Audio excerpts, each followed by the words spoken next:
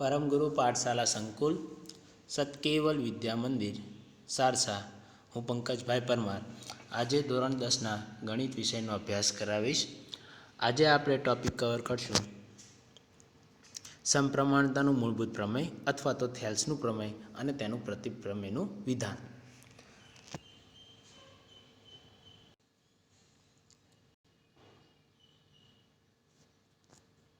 ए पहला आपणे थोड़ी एक त्रिकोणनी समरूपता जे अगाऊ आपणे शीखी गया है तेनी व्याख्या लई लईए कि त्रिकोणनी समरूपता तो व्याख्या तो जो बे त्रिकोणना अनुरूप खूणाओ समान होय अने बीजू तेने अनुरूप बाजुनो गुणोत्तर समान होय एटले के बाजुओ समप्रमाणमां होय तो ते बे त्रिकोण समरूप छे। एटले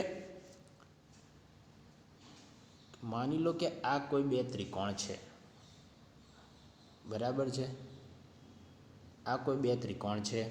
हवे बंने त्रिकोण में शू कहे छे बे त्रिकोणना अनुरूप खूणाओ। हवे बे त्रिकोणना अनुरूप खूणाओ एटले क्या थई गया तो जो आ उपरनो खूणो तो आनी साथे संगत धरावे, आ खूणो आ खूणानी साथे संगत धरावे, ए ज रीते आ खूणो आ खूणानी साथे। क्यारेक एवुं पण बनी शके कि आ खूणो ए आ खूणा साथे संगतता धरावे पण जे क्रम जळवावो जोईए ए क्रम जळवावो जोईए, बराबर है। एटले बे त्रिकोणना अनुरूप खूणाओ केवा होवा जोईए, समान होवा जोईए। बीजू मानी लो आने ए बी सी अने आने ई एफ जी एवं नाम आप्युं छे तो ए बी आ एटले कि ए बी बाजू भाग्या ई एफ अने बी सी भाग्या ई जी एफ जी अने ए ज रीते ए सी भाग्या ई जी एटले कि आनो गुणोत्तर ए आपणाने केवो मळवो जोईए, समान मळवो जोईए, सरखो थवो जोईए। त्रणेय त्रण गुणोत्तर केवा रहेवा जोईए, समान। तो जो आवुं थाय तो ज आ बंने त्रिकोण केवा थया कहेवाय, समरूप त्रिकोण थया कहेवाय।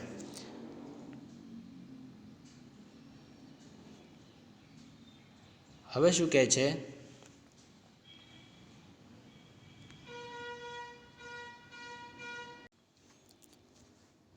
कि बे समकोणीय त्रिकोण में बे अनुरूप बाजुओनो गुणोत्तर समान होय छे। बे समकोणीय एटले के सरखा जे खूणावाळा बे त्रिकोण होय तेमने बे अनुरूप बाजुओ समान ज होय। एटले के जो एक त्रिकोण में बे खूणाओ समान होय मतलब के समद्विबाजुओ होय। समद्विबाजु एटले के जो मानी लो आपणे एक उदाहरण थी समझीए कि मानी लो एक त्रिकोण है। ए त्रिकोण में आ खूणो अने आ खूणो बंने समान है।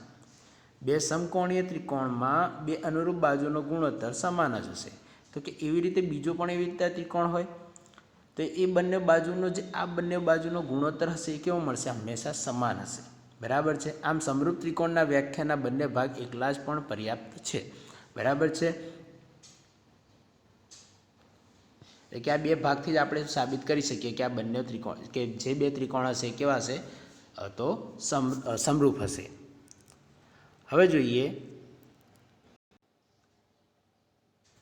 तो जो आपणे जे प्रमेय भणवाना छे ए प्रमेय में केटलाक नियमों जरूर पड़शे। ए नियम अहींया जोई लईए अने आ नियमों तमे आना अगाउना धोरणमां एटले के नाना धोरणमां एटले के 5, 6, 7, 8 में पण जोयेला छे, 9, 10 में 9 में पण जोई गया छो।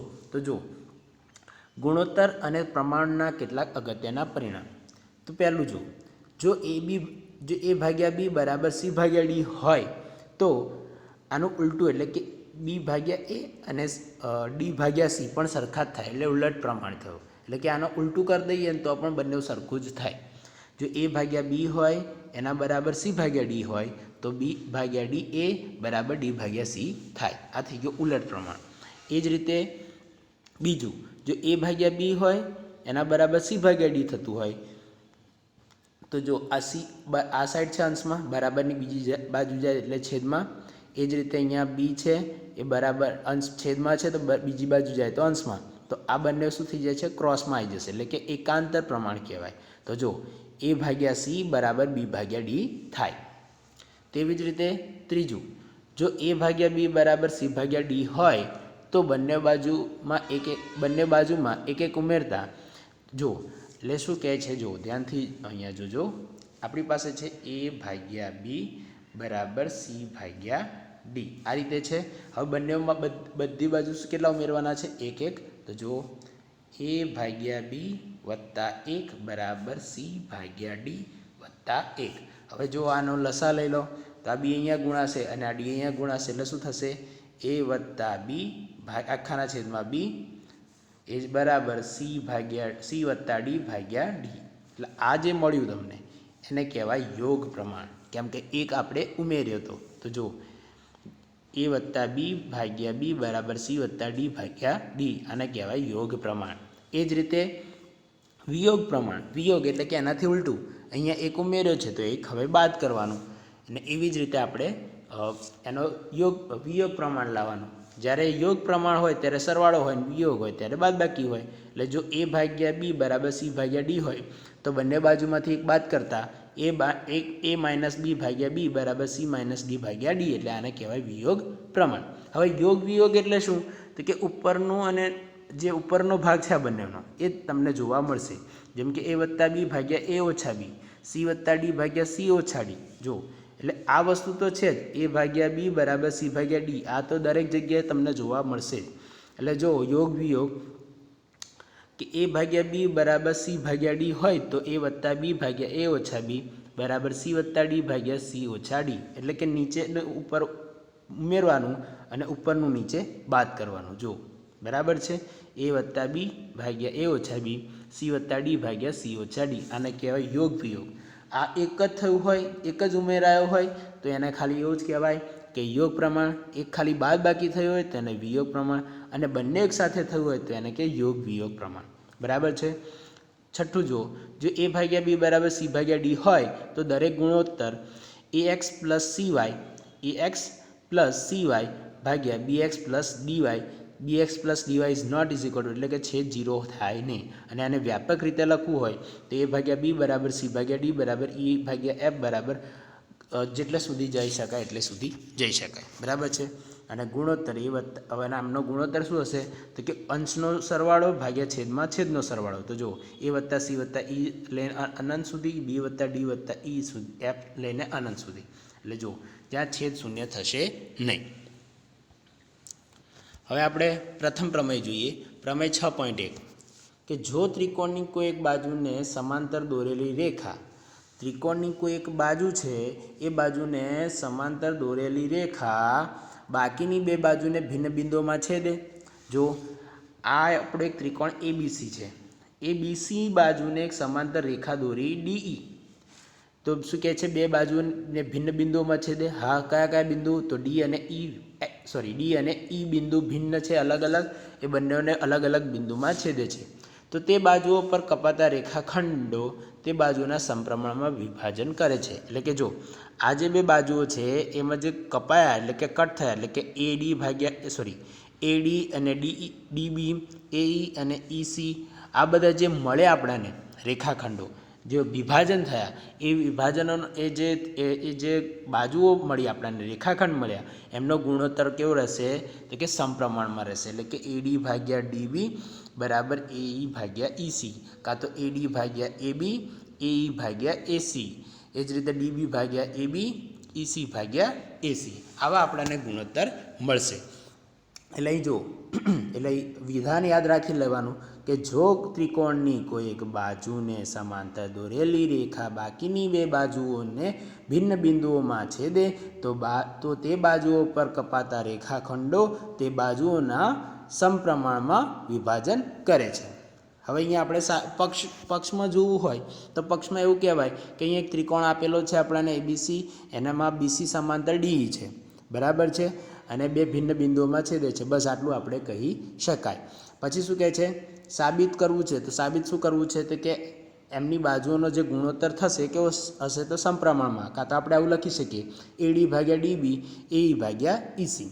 હવે અહીં સાબિત કરવું છે. તો સાબિતી અહીં આપેલ છે કે ત્રિકોણ એબીસીની બાજુ બીસીને સમાંતર રેખા બાકીની બે બાજુઓ એબી અને એસીના અનુક્રમે ડી અને ઈમાં છેદે છે. તો આટલું જે વસ્તુ લખી છે આપણો પક્ષ કહેવાય. બરાબર છે. હવે શું કહે છે? અહીંયા આપણે સાબિત કરવું છે કે એડી ભાગ્યા ડીબી તો જો આ એડી ભાગ્યા ડીબી એટલે કે આ બંને બાજુનો ગુણોત્તર બરાબર આ બંને બાજુનો ગુણોત્તર. જો એડી ભાગ્યા ડીબી બરાબર એઈ ભાગ્યા ઈસી. તો આ જે થયું એ આપણું સાધ્ય કહેવાય. હવે આપણે જોઈએ આગળ. અહીંયા શું કહે છે કે બીઈ અને સીડી જોડો. તો જો આ બીઈ અને આ સીડી બંનેને જોઈન્ટ કર્યા પછી શું કહે છે એ ડીએમ લંબ એસી. આ ડીએમ એ કોને લંબ છે તો કે એસીને લંબ છે. ડીએમ લંબ એસી એટલે કે આ જે અહીંયા આ જે ડીએમ છે એ કેવો છે એસીનો લંબપાત એટલે કે એને 90 અંશનો એની સામે ખૂણો બનાવે છે, એની સાથે 90 અંશનો ખૂણો બનાવે છે એટલે કે આ લંબ છે, ડીએમ લંબ છે. એ જ રીતે ઈએન લંબ એ બી થઈ જાય. તો જો ઈએન લંબ એ બી દોરો.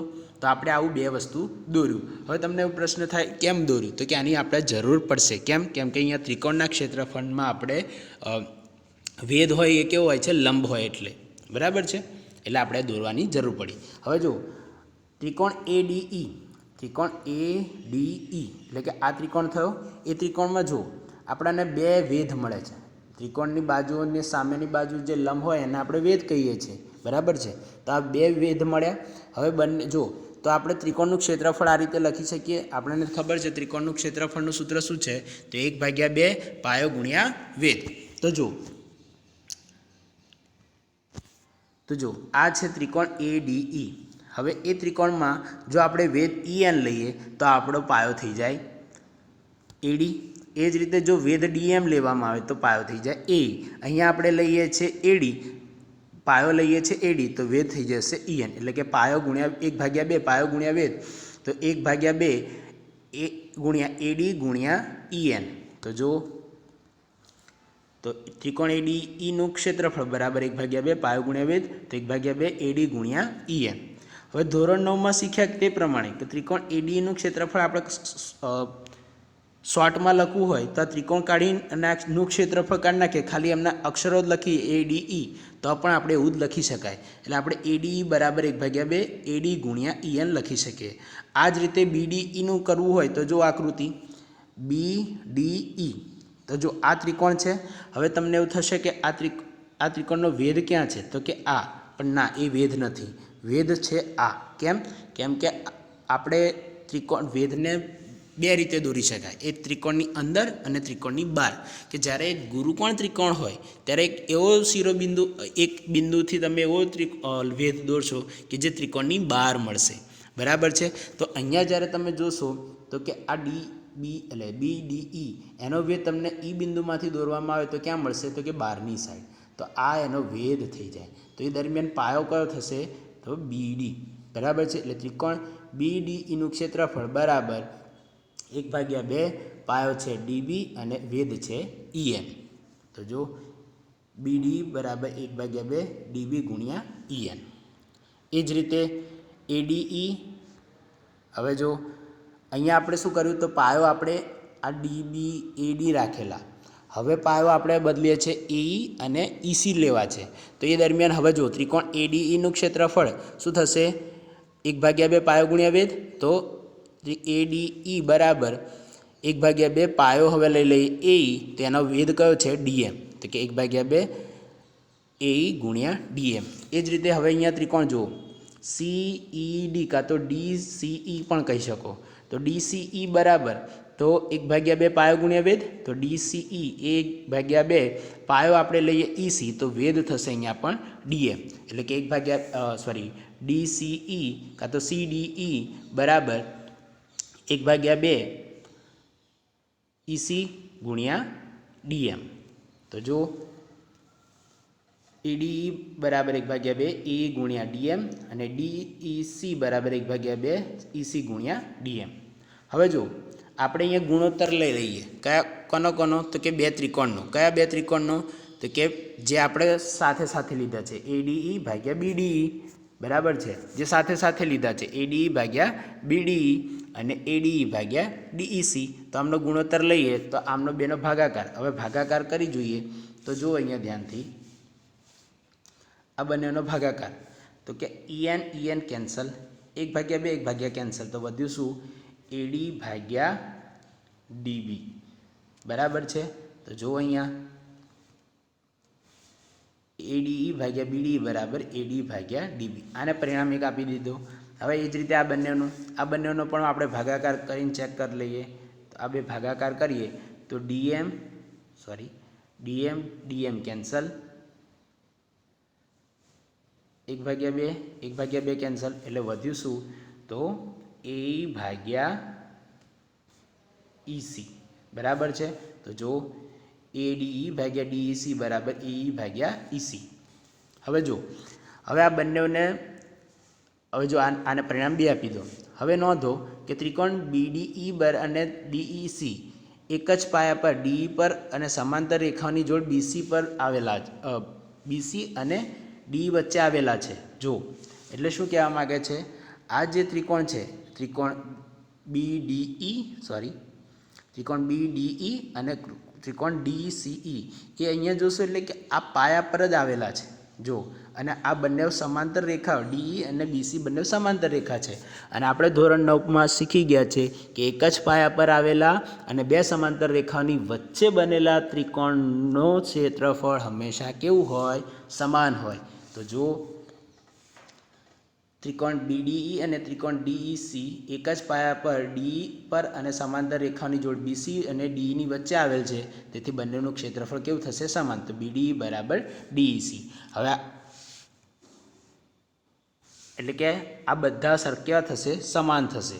જો ADE સમાન, BDE સમાન, તો 4 4 એટલે કે ADE ભાગ્યા BDE બરાબર ADE ભાગ્યા DEC, એટલે 4 4 કેવા થશે? સમાન. આ રીતે આપણે લખી શકીએ કે ADE ભાગ્યા BDE બરાબર ADE ભાગ્યા DEC. કેમ કે જો આ બે તો સરખા જ છે અને આપણે સાબિત એવું કર્યું કે આ બે પણ સરખા છે, એટલે બંને કેવા થઈ ગયા? સમાન થઈ ગયા. બરાબર છે. તો હવે જો આ બંનેને આપણે જો એ રીતે લખતા હોય તો પછી ADE અને ભાગ્યા BDE બરાબર શું લખાય? તો કે AD ભાગ્યા DB. ઓકે. અને એ જ રીતે આના બરાબર શું લખાશે? તો કે AE ભાગ્યા EC. તો આનો મતલબ આ બાજુઓનો ગુણોત્તર પણ કેવો થશે? સમાન થશે. એટલે જો AD ભાગ્યા DB બરાબર AE ભાગ્યા EC. હવે તમે આકૃતિમાં ચેક કરી લો શું થશે? AD ભાગ્યા DB AE ભાગ્યા EC થઈ ગયું. એટલે કે બાજુનો ગુણોત્તર કેવો મળ્યો? સમાન, કે સમપ્રમાણમાં વિભાજન કરે છે. તો આ થઈ ગયો આપણો પ્રમેય સાબિત. હવે આનાથી ઉલટું પણ સાચું છે કે જ્યારે તમને બાજુઓની જો આવો ગુણોત્તર સમપ્રમાણમાં મળતો હોય તો જે આ બે બાજુઓ કેવી હશે? આ જે એક ત્રિકોણ છેદે છે, જે બે અલગ ભિન્ન બિંદુઓમાં છેદે છે રેખાખંડ, એક એની સામેની બાજુ જે ત્રીજી છે એને કેવી હશે? સમાંતર હશે. તો જો એ પહેલાં આપણે વાત કરી લઈએ કે ગુણોત્તર. અને હવે જો જેમ આપણે આ એક સાબિત કર્યું કે AD ભાગ્યા DE AE ભાગ્યા EC. હવે જો ધ્યાનથી જોજો આકૃતિ અને આપણે જે લખીએ છીએ એ આપણે સાબિત કર્યું AD ભાગ્યા DB બરાબર AE ભાગ્યા EC. હવે તમને એવું હતું કે આપણે યોગ વિયોગનો પ્રમાણ શું આવશે? તો જો અહીંયા આપણે યોગ પ્રમાણ લઈએ. શું લઈશું? યોગ પ્રમાણ. તો બંને બાજુ એક એક ઉમેરવો પડશે. તો બંને બાજુ એક એક ઉમેરી દઈએ. ઓકે. હવે આપણે શું કરીએ? તો કે AD વત્તા આવું લખી શકીએ, એટલે AD વત્તા DB ભાગ્યા DB બરાબર AE વત્તા EC ભાગ્યા EC. ડન. ઓકે. હવે જો AD વત્તા DB, તો AD વત્તા DB એટલે આખું શું લખાય? તો કે AB ભાગ્યા DB. એ જ રીતે E ભાગ્યા EC, E વત્તા EC આખું શું લખાય? તો કે AC, તો AC ભાગ્યા EC. હવે આને ઉલટ પ્રમાણ આપી દો એટલે તમને કંઈક આવું મળશે. ઉલટ પ્રમાણ આપી દઈએ એટલે આપણને શું મળશે? તો કે DB ભાગ્યા AB બરાબર સોરી EC ભાગ્યા AC તો થઈ ગયું આ પણ. એ જ રીતે ઉપરની બાજુનું પણ મળશે આપણને. ક્યારે? કે જે આપણું ગુણોત્તર છે એને પહેલાં ઉલટ પ્રમાણ આપી દેવું પડશે કે AD ભાગ્યા DB બરાબર AE ભાગ્યા EC. તો આને પહેલાં ઉલટ પ્રમાણ આપો અને પછી યોગ વિયોગ કરો એટલે તમને AD ભાગ્યા AB અને EE ભાગ્યા AC મળશે. બરાબર છે. તો આ રીતે આપણે સાબિત કરવાના છે, જે અહીંયા આપણને બતાવેલ છે કે જો કે ગુણોત્તર અને પ્રમાણના પરિણામોની મદદથી જે આપણે આગળ જોયા ઉલટ પ્રમાણ, એકાંતર પ્રમાણ, યોગ પ્રમાણ, વિયોગ પ્રમાણ, યોગ વિયોગ પ્રમાણ, બરાબર છે. તો એના પ્રમેયનો એ બધા પરિણામોનો ઉપયોગ કરીને એના મદદથી થેલ્સના પ્રમેય પરના નીચેના પરિણામો પણ સાબિત થઈ શકે છે કે AD ભાગ્યા AB બરાબર AE ભાગ્યા AC, જે આપણે કર્યું. સોરી આ નહીં, આપણે આ સાબિત કર્યું. બરાબર. DB ભાગ્યા AB બરાબર EC ભાગ્યા AC. તમારે આ જાતે કરશો એટલે તમને થોડું ખ્યાલ આવશે. હવે જો પ્રમેય 6.2 કે જેનો થેલ્સનો પ્રતિપ્રમેય છે. બરાબર છે.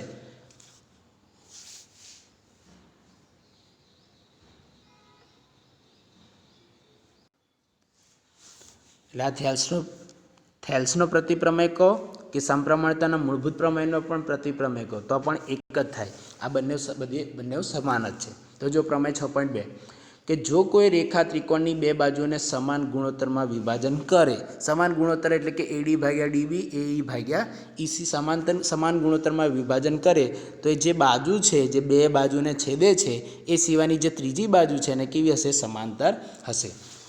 તો આ પ્રમેય સાબિત કરવો હોય તો એક રેખા DE દોરો. તો આ રેખા DE દોરી કે જેથી AD ભાગ્યા DB અને AE ભાગ્યા EC થાય. હવે ધારો કે DE એ BC ને સમાંતર નથી, એટલે કે આપણે એવું માન્યું કે આ DE રેખા છે એ BC ને સમાંતર, એની ત્રીજી બાજુને સમાંતર નથી. ઓકે. હવે શું કહે છે કે જો DE BC ને સમાંતર ના હોય તો ડીમાંથી એક એવી રેખા દોરીએ કે જે BC ને સમાંતર હોય તો એવી રેખા મળશે DE ડેશ. બરાબર છે. ઓકે. તો આનો મતલબ શું થાય? હવે સમાંતર હોય તો આગળનું જે પ્રમેય છે એના પરથી આપણે એવું કહી શકીએ કે AD ભાગ્યા સમાંતર રેખા હોય એ બે ભિન્ન બિંદુમાં છેદતા હોય તેનું જે બાજુઓને છે સમપ્રમાણમાં વિભાજન કરશે એટલે કે AD ભાગ્યા DB અને AE ડેશ ભાગ્યા E ડેશ C થશે. એટલે આવું મળી જશે. ઓકે.